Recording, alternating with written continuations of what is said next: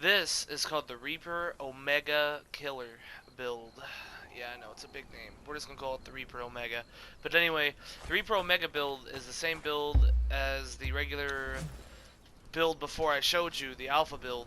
Except instead of that, we have the Helm of the Brute and the Reptilian Gauntlets that are the regular Epic. You can't get Epic Flawless, which is bad because it's just bad. These are still really high armor value.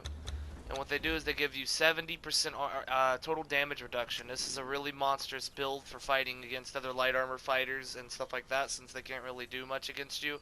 You could literally just steamroll through them, and there's nothing that they could do to stop you. It runs with the same stats before.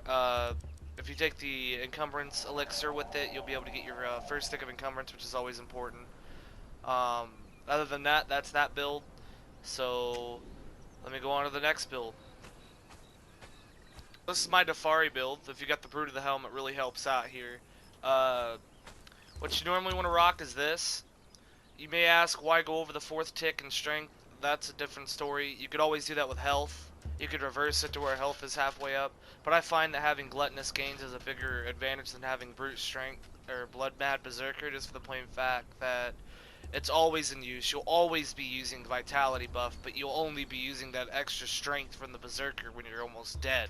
And that is only helpful when you're in medium armor, because you could tank, or heavy armor, because you'll be able to tank that last hit and be able to hit harder than anyone else before you. So the grit's at 2 because we need that tick of stamina. This is at 1 encumbrance, which means you won't have sure-footed. You will have to carry elixirs of freedom on you. Now, an official server, right now my stats are bugged in this game. Missing an extra 1 point in my unspent points, but you should be able to get to the agility once you've done all this. Other than that, this is pretty much the build here. With this, again, you want to prioritize aggression, poke and rolls and stuff.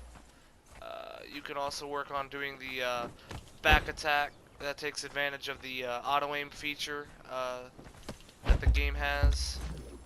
You could also do what we call the slip bait, where you go this way and then you come in around the side and you hit them. Usually I rock the herbal tea, aloe soup, and the roasted haunch. Since you have gluttonous gates, roasted haunch stacks, and it's basically a healing potion, but it stacks with the healing potions. So it's really, really fast. It's almost ungodly how fast that is. I also have the gauntlets. If you want, for some reason in the official they're bugged, but not in single player.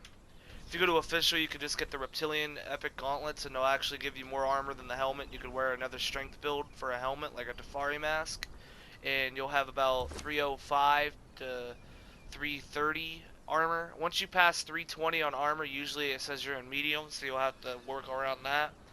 But other than that, it's just nothing really to it. The builds they're identical to each other, but they have their own different ways that they're used, and the more expensive that they are.